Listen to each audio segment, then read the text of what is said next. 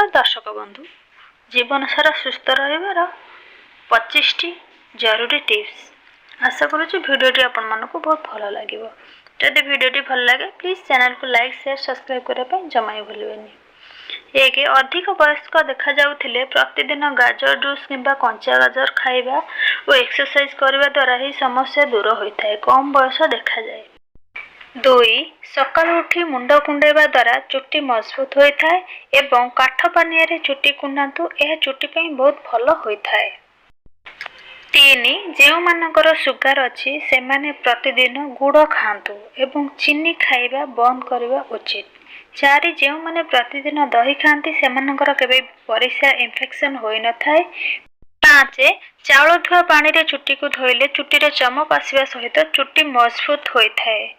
6 प्रतिदिन सकाळु खाली पटरे गोटे ग्लास पानी रे फाळे लेंबू को चिपुड़ी पीले देह रे चर्बी अंश कमी जाए। 7 जो लोक मृत्यु हो सारी तांको फोटो ठाकुर घरे किंबा बंचिथिबा व्यक्ति फोटो पाखरे रखंतु नहीं, यह अशुभ होता है।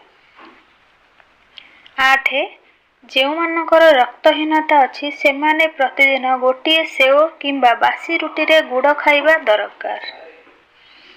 9 मासिक धर्म समय रे पेट जंत्रणा को ठीक करबा पई सुंठी को गुंड करी सेथिरे टिके लूण मिसाई उषुम पानी रे पीबा द्वारा पेट जंत्रणा रु मुक्ति मिलता है। 10 खाद्य खाइबा परे सांगे सांगे पानी पीवा उचित नुहे, यह द्वारा पेट जनित समस्या देखा दे थाए एवं बदहजम होता है। 11 लूण को केबे भी तले पकांतु नहीं एवं हाथ रे लागिथिबा लूण केबे भी निज पिंधिथिबा वस्त्र रे पोछतु नहीं, यह द्वारा करज बढ़े एवं दारिद्र्यता वृद्धि पाए।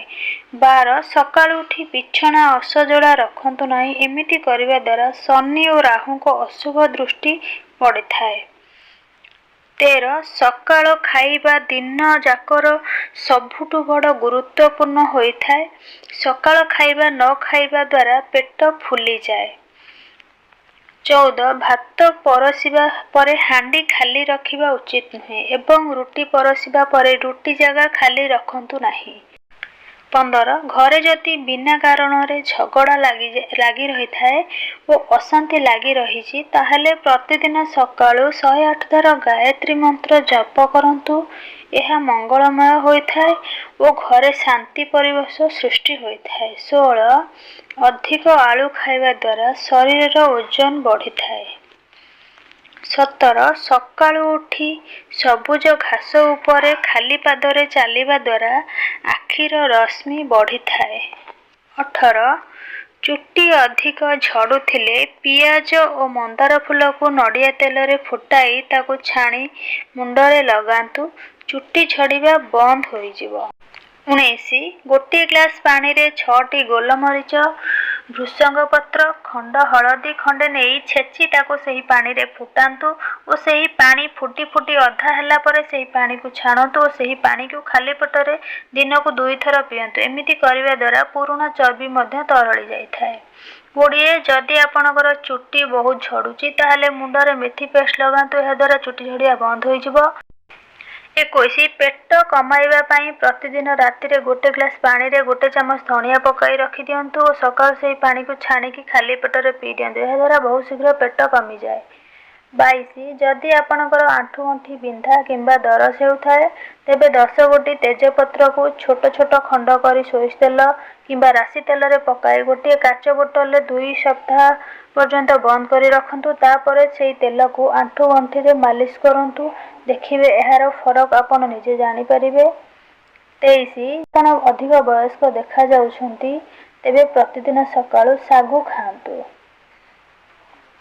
24 नारी माने सिंदूर लगेला बेले जदि सिंदूर नाकरे पड़े ताहले यह अत्यंत शुभ होता है, यही सिंदूर को निज पौनतरे पोछि देबा उचित। 25 बिलेई छुआ जन्म करुथिबा बेले पड़ुथिबा नाड़ीर फूल को नाली कपड़ा रे गुड़ाई हाथ रे बांधिबा द्वारा काल सर्प दोष दूर होता है।